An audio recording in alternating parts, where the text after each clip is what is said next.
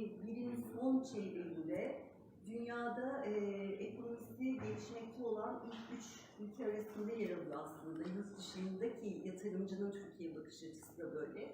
O yüzden bu entegrasyon ortamları aslında ülkemiz için çok değerli. Bizler bugün burada sizi ağırlamaktan, İngiltere'nin en büyük inşaat şirketini Türkiye'de ağırlamaktan, onların resmi temsilcisi olarak burada yer almaktan çok çok mutlu ve gururluyuz. Hepinize geldiğiniz için çok teşekkür ediyorum ve ben sözü bugün burada bir lansmanı yapıyor olduğumuz Vice Living projesinin Uluslararası Satış Başkanı Roger Fegg'e bırakıyorum. Çok teşekkürler. Roger, here with you. Thank you. Thanks, Martin, for the introduction there. I'm Roger Bagg, I'm Head of International Sales at St. James. Delighted to be here in Istanbul today to showcase White City Living. It's one of the flagship developments for the Berkeley Group. The development is right in the heart of West London. We're right next to some of the golden postcodes of London, the likes of Notting Hill, Holland Park, and Kensington. I will translate. Yes, please do the translation a bit in Roger. Biraz böyle Roger. Kısaca buraya yatırım yapın diyerek vardı diye Türkçe'miz. Aslında öyle bir şey demedi. Kesinlikle burada olmaktan çok çok mutlu olduğunu dile getirdi. Bu projenin Berkeley Group'un en büyük yatırımlarından biri olduğunun altını çizdi. Berkeley Group İngiltere'nin en büyük müteahhit şirketlerinden biri gerçekten. Tüm İngiltere inşa ettiler, İngiltere kraliçeye kadar gidiyor köprüde. Fakat Vice City Living en önemli, en parlattıkları proje gerçekten. Ve bu projenin bir diğer önemli noktasına dikkat çekti. Batı Londra, yani aslında hep adını duyduğumuz bu Kensington, Chelsea, Notting Hill gibi çok önemli merkezlere tam kalbinde yer aldığının altını çizerek lokasyonundan bahsetti. Please go ahead. So, and in terms of White City, there's been a huge amount of change and investment coming into White City over the last few years. So there's actually £8 billion of investment coming into White City over the next 5 years. 20,000 new jobs that are being created, and there's a lot of big global companies that are now moving into White City and choosing White City to be their new base for their companies. Evet, böylece bahsettikleri bugün önümüzdeki 5 sene içinde 8 milyar pound'luk bir bütçenin buraya gireceği, 20 bine aşkın iş sahasının oluşacağı ve bu bölgenin gittikçe önem kazandığından bahsetti. So in terms of the development, in terms of White City Living, this, I say, it's one of the biggest developments for the Berkeley Group at the moment. It's one of our flagship developments. We're building 2,373 new homes across an 11.8 acre site. We've got 8 acres of landscaping. We're offering a brand new 5 acre public park. The development is throughout 6 phases in terms of the construction progress. So we started construction in 2018, and we're going to look to deliver the development as an entirety by 2028. 2028. 2026 and 2028. It depends on which buildings, because the Westmont building, for example, which is one of the ones that we're showcasing here in Istanbul, to 2026, but in terms of the entire development, it is such a big scheme, 2028. Evet, 2028'de bitmesi planlanıyor anladığınız gibi. İçinde parkları, bütün bölümleriyle beraber anladığım kadarıyla bambaşka yeni bir İngiltere rüyası var şu anda. Çünkü hani şeyde de var mı? Ben de bir gazeteci olarak ister istemez. For example, in Istanbul, we are always, cities are developing in different sites, old cities and new cities. So when it's London, city center is very important, of course. But what kind of targeted clients you have so that they are wanting to invest in your project? For example, like the ones who want to buy houses for their children, for their future, or for investment. I think we get. Çocuklarınız için mi daha ziyade yoksa yatırım amaçlı mı müşterileriniz var yeni yaratılan projeler? Traditionally off-plan property gets a lot of interest from investors because you can buy into the property and then get your capital growth. So we have a lot of investors looking to buy into White City Living. But also we have a lot of people who are actually choosing to be owner-occupiers in the properties. We've got a lot of people, both investment from with buyers from the UK, but also internationally. People who are maybe looking to send their children to university in the UK, and so you've got a market which is full, student occupied. So there is a real, because of what we're delivering in terms of the development and the offering and the facilities that is on offer at Whiteside Living, it really is attractive to so many different types of buyers. Aslında burada bir şu güzel bir noktaya değinelim. Ben de bir şehir plancısı kökeni olarak aslında ben şehir plancısıyım. Londra'da gerçekten ya da sadece Londra'yı özetlemeyelim, yurt dışında gerçekten projelerin planlanması ve geliştirilmesi çok daha farklı ekiplerden geçiyor. O yüzden buraya böyle bir fonksiyon belirlenirken karma bir alıcı grubu hedefleniyor. Yurt dışında da satış yapıyor, lokal olarak da satış yapıyor. Hem karma hem de ihtiyaçtan fazla üretilmiyor. Çok daha farklı dinamiklerle açıkçası. Bu noktada Weiss'in çok başarılı bir geliştirme oldu gerçekten Londra'da. O yüzden birçok gelir grubundan da alıcı buluyor. Zaten çok daha farklı detayları hem var. İngilizler hem yabancılar alabiliyor. Ve de tabii ki uzun dönem bir proje olduğu için 2028'de bitecek proje, 2026'da bitecek proje, ve tabii 2028'de bitecek etap. Çok iyi de bir yatırım fırsatı veriyor aslında şu anda. Çünkü İngiltere'de çok yüksek bir enflasyon yaşandığı için Türkiye'dekinden farklı olarak 2028 fiyatlarıyla satılmıyor. Bugünkü metrekare fiyatlarıyla satılıyor. O da tabii yatırımcıya baktığında minimum kısa dönem diyoruz biz ama 5 yılda güzel bir döviz getirisi vaat ediyor. İsterseniz tam da bu noktada ikinci bir videomuz vardı. Onu da bir izlettirelim mi? Tam neden bahsediyoruz? White City, a new place to live for London's brightest. From the first ray of summer, the possibilities of living bright await you. 8 acres of green, parks, gardens, and fresh urban scenery surround you. A myriad possibilities you need. White City is a vision for those that see a place, a home, a way of life, a way to live bright. A deep breath. Make today the day you beat your personal best. Or unwind, relax, enjoy the slower pace. Watch the world go past. At a cafe on the quayside, or a new favourite space. Your base, your club to call home. Next, to a place in vogue every single day, with smart wares for admiring. A whole world in store. Clever neighbours, inspiring minds. Imperial College and the BBC, bright sparks in studios and labs, science and the arts, then redefined. A short walk away, streets of vibrant distinction, one of boutiques, markets, cafes, stores, and antiques.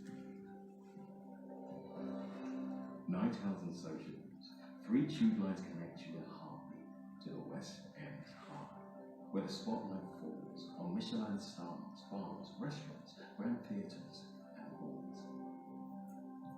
Further afield, the sky is limitless. The world waits in the pursuit of business or pleasure. Your colony, an oasis, places of calm, chic suites to penthouse expanse, designed for a climate unlike in style. The vision of St. James, the people that know what it takes to create a place to live by. This is White City Living. Live bright. Live bright. Thank you.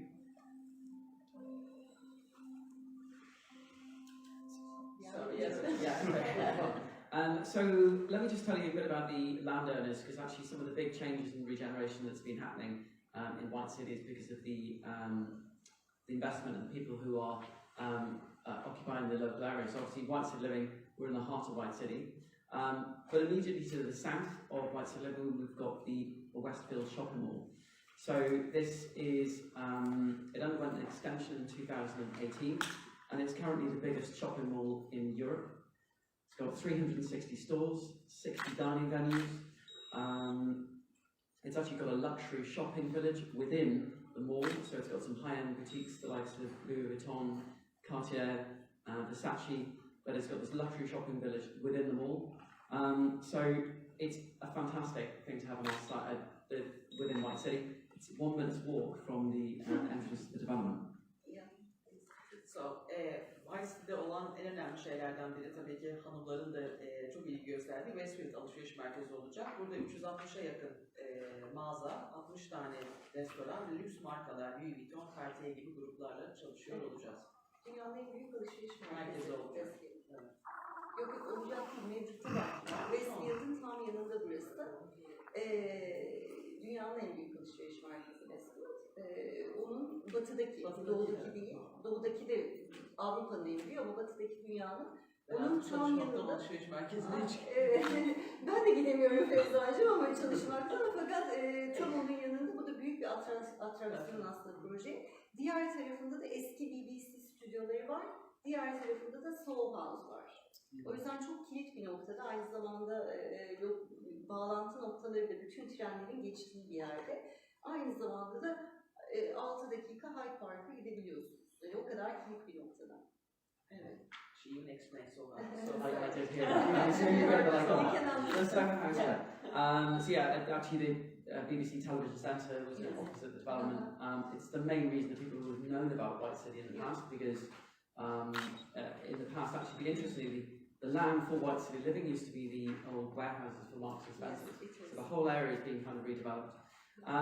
And the one really exciting place on the northwest section of White City is White City Place. So this is a new sort of business and tech district. We've got some of the leading companies in the UK that are based there. For example, we have ITV, which is the #2 television network in the UK. They're based at White City Place.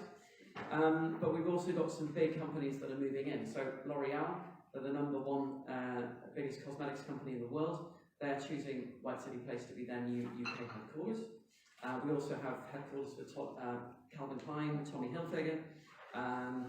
And also we've got a RED education offering from Royal College of Art, which are also based at White City Place. So a lot of big companies that have moved into White City Place and completely changed that section, that part of White City. Evet, White City'de aynı zamanda iş alanlarına ve bu hub'lara yakın ITV gibi dünya çapındaki yerler, L'Oreal, Calvin Klein, Tommy Hilfiger ve Royal Sanat Okulu da yine bu bölgeye de çok yakın ve tam merkezde. Evet. So, and then the final piece of the jigsaw in terms of the landowners in White City, immediately to the north of our development, we have the brand new campus for Imperial College London. So this is a really big deal for White City because obviously Imperial is very well known. It's a top 10 university worldwide. They're building their brand new campus in White City.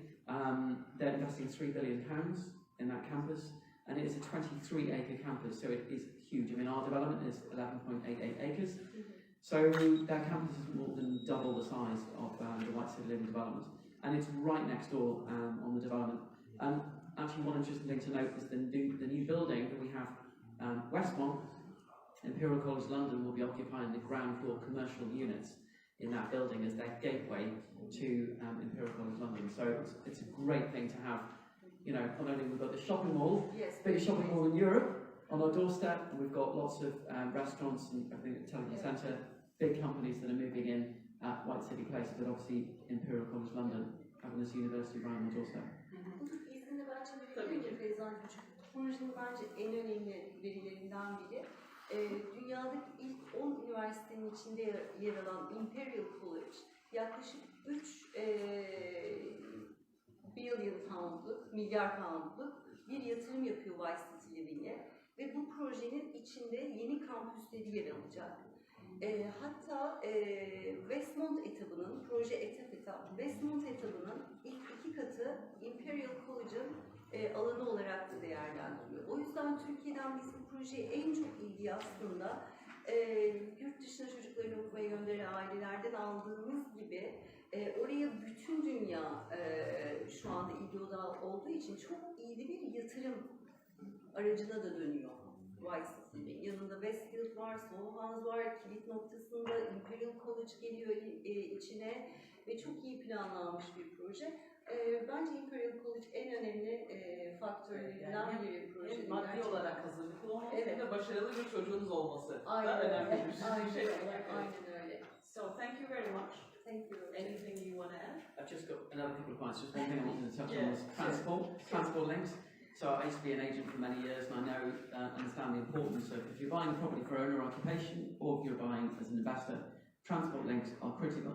And we are really lucky at Whiteside Living because we have 3 tube lines right on the doorstep of the development. We've got the Central Line, Hammersmith City Line, and the Circle Lines, which give us fantastic transport links into central London.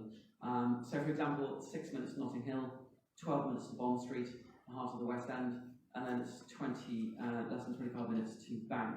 So, and that's in the financial district. So you've got really good access by tube into central London.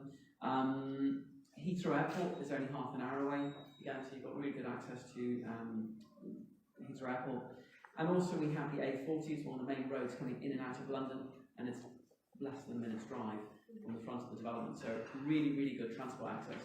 And that means that, you know, if people are looking for an investment property or for an occupation, it makes their life incredibly convenient having those transport links. Teşekkür ederim. Bir yatırımcı da olsanız, oturuyor da olsanız, malum memleketimizdeki gibi transfer en önemli şeylerden biri.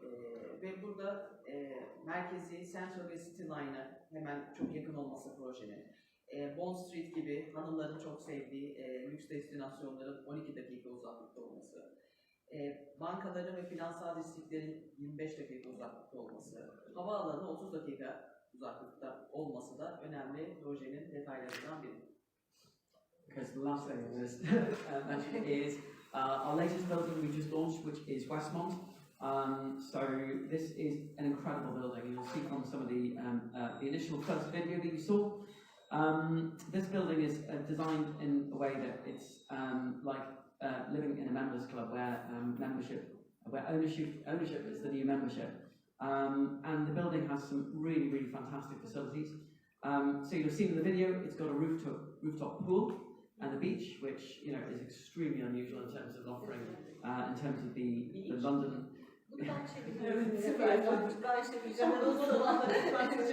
Şimdi şöyle aslında can I translate? Yes. I got the message here. Burada aslında şöyle, biz Türkiye'de çok alışkınız. Bir proje üretildiğinde mutlaka bir havuzu olur, bir sosyal tesisi olur. Fakat İngiltere'de biz bunları göremiyoruz ya da yurt dışında çok fazla göremiyoruz. O yüzden Londra'ya gittiğinizde hani bir güvenlik varsa şanslısınızdır. Bu projede gerçekten standartların üstünde sosyal donatılar var. Örneğin ilk videoda da görmüştük ama özellikle Westmont etabında bir deniz havuzu var. Ve gerçekten deniz suyu sıcaklığı hissi yaratıldı. Bir Akdeniz Club özelliği var. Ve White Living'de yaşayanlar bunlardan yararlanabiliyor. Örneğin özel bir spası, kapalı havuzu da var ayrıca açık deniz havuzunun dışında. Spası var, o var, bu var ama onun dışında şey de var burada örneğin özel şefinizi getirip misafirlerinizi ağırlayabileceğiniz işte, konsept mekanlar da var donatı anlamında. O yüzden Londra standartlarının oldukça üstünde. Hatta o yüzden inanılmaz ama Londra diye bir başlıkları vardır, sloganları. Çünkü çok görmeye alışkın olduğumuz şeyler değil. Ama özellikle teras deniz havuzu çok etkileyici. Akdeniz bahçeleri var yine teraslarda. O anlamda sosyal donatı anlamında inanılmaz zengin bir proje. Thank you so much, Roger. Yes. Thank you. Thank you. Thank you. Just the final thing I would probably say is that in terms of Whiteside Living, it is such a unique development because of the offering in terms of what we have at Westfield and the shopping and the dining, the education offering in Imperial College London, the restaurants, and also the facilities that we have on offer within the development. You know, we've got 2 swimming pools, we've got a rooftop beach club for the pool, which is heated all year round because I know the weather in London can be not too great in the winter. But it's got, you know, these fantastic facilities on offer. We've got a large amount of landscaping in the development, and that whole picture makes such a unique development, really, really unique. Really. And yeah, Westmont is our brand new offering from Whiteside Living. Thank you very much, Roger. Çok teşekkür ederiz.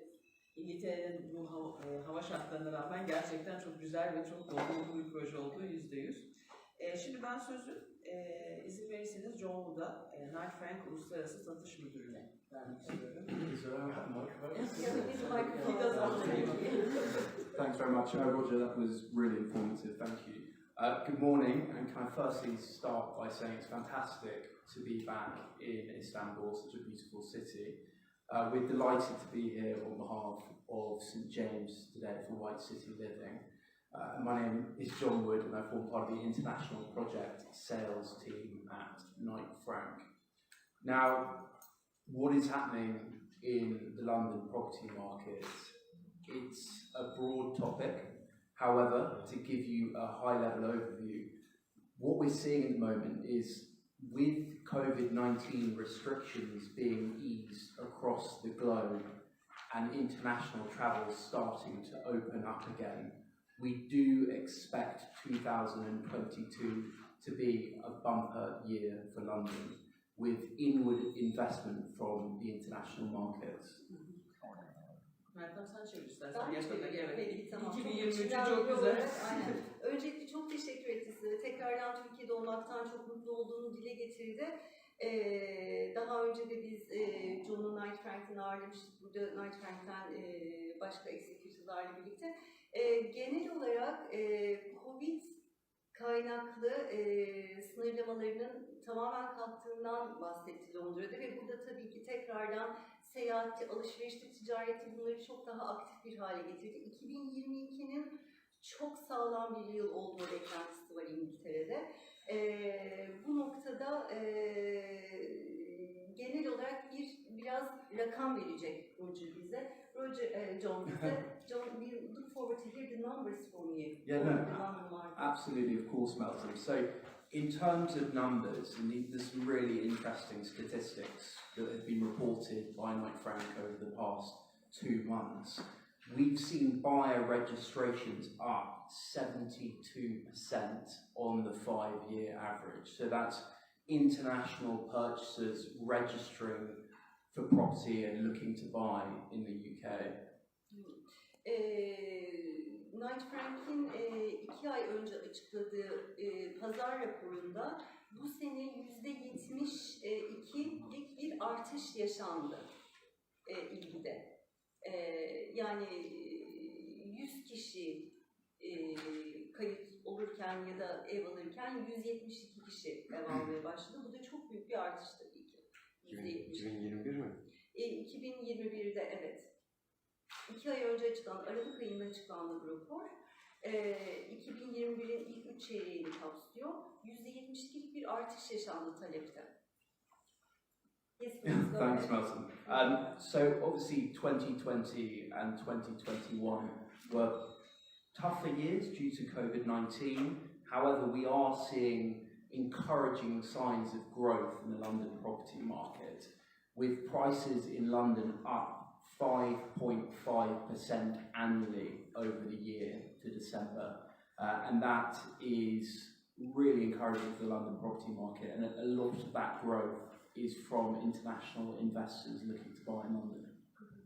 Bunu da hızlıca çevireyim. Yıllık %5.5'lik bir fiyat artışı yaşandığından bahsetti ev fiyatlarından. Şimdi tabii biz Türkiye'de bir 5.5 bize çok az gelebiliyor. Biz genelde %150 artışlar yaşadığımız için enflasyonla birlikte. Örneğin bir sene önce aldığımız ev artık bugün 2 katıyken aslında 5.5 pound gibi stabil bir kurda bu artışın yaşanması çok ilginç bir faktör aslında.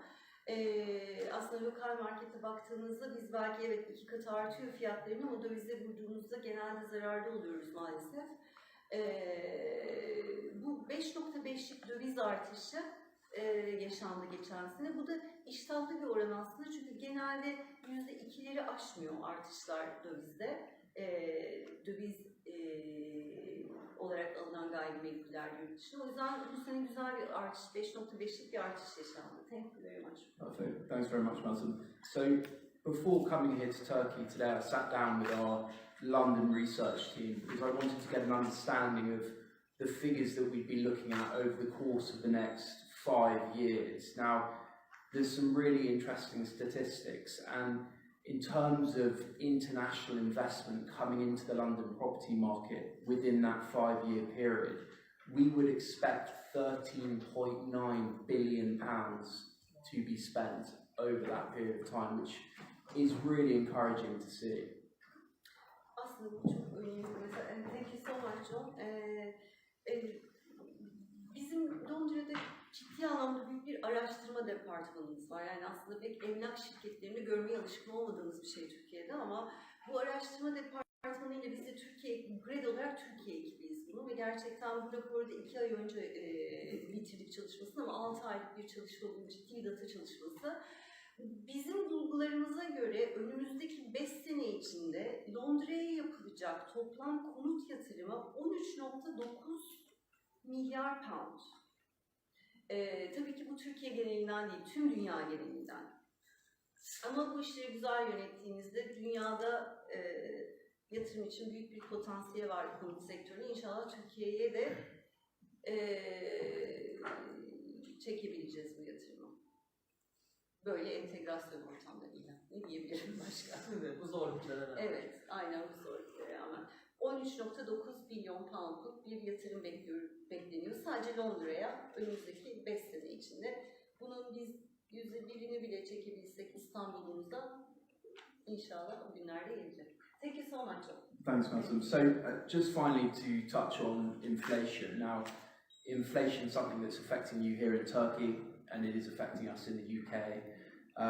So, we've looked into the numbers. We are expecting inflation to peak at 7% in the UK, before dropping again to 2% by Q2 of 2024. This is really important to note because we are seeing it across the board, but we do expect it to drop within the long term. Thank you so much, John. Bayağı John'da bize önemli datalar var aslında bugün burada özellikle ekonomi basınındaki arkadaşlarımız için. Aslında sadece Türkiye'de bir enflasyon yaşanmıyor. İngiltere'de de son 30 yılın en yüksek enflasyonu yaşanıyor. Yani biz şok içindeyiz. Yatırımcılar çok memnun tabii ki. Ama pound'da bu enflasyondan en iyi şekilde yararlanıyorlar şu anda ama İngiltere'de de son 30 yılın tarihi enflasyonu yaşanıyor. Bu noktada önümüzdeki sene %7'lik bir enflasyon bekleniyor İngiltere'de. Bu bizim alışkın olduğumuz bir oran değil. Genelde 0.02'lerde falandır enflasyon İngiltere'de. Fakat tekrardan 2024'ün ikinci çeyreğinde bu %2 seviyesine düşecek. What is overall? Overall 5%, or we can say, overall'da da ortalamada da %5'lik gibi bir enflasyon bekleniyor İngiltere'de. 5-5,5 oranında bir enflasyon bekleniyor. I think that's 5.5%. Yes, correct. 5,5 oranında bir enflasyon bekleniyor. İyi, biz üzülmeyelim o zaman diyerek. Yok, üzülmeyelim. Bu arada Feyzancığım, kesinlikle üzülmeyelim. Türkiye'nin ekonomisini yabancının gözünden söyleyebilirim. Çok netlikle ve emin olarak kendinizden. Türkiye çok kıymetli bir pazar yabancı için ve çok da fazla ilgi var Türkiye'ye. Ne güzel. Evet, çok bir yoldan geçiyoruz hep beraber inşallah Türkiye ekonomisini neyse o konulara girmeyelim bugünkü basın toplantısında ama yani olumsuz bir tablo yok. Öyle söyleyeyim. Yani dışarıya yatırım olduğu gibi içeriye de yatırım var. Peki. Abi evet. Yeah, that's it from me. But just finally to say, to link what White City Living, the reason we're here, and the London property market, it's the triple threat. It's, as Roger has touched upon, it's the lifestyle, connectivity, and education. And as we see that growth in the London property market, this is the perfect project to emphasize that. So yeah, absolutely. So thank you. Aslında ben yıllardır gayrimenkul işi yaptığım için benim dikkatimi sadece çok önemli bir nokta çekti. Bizler gayrimenkul işimizde pazarlama yaparken hep havaalanı söylüyoruz, ulaşım yerlerini söylüyoruz ama fark ettiniz mi bilmiyorum, beni çok etkiledi en azından. İşte mesela tutup da hiçbir projede ATM'ye şu kadar uzaklıkta diye bir şey görmezsiniz pazarlamada. Veya işte sanat alanlarına, işte ne bileyim Soho House'a çok farklı bir dili var. Bizim bu manada biraz daha gelişmemiz gerekiyor galiba. Evet, ben aslında bir tane hem arkadaşlarımıza soru hakkı verelim isterim. Ve de bir gazeteci olarak şimdi masadayım de öncelik hakkımı kullanabilirsem kimse kızmaz.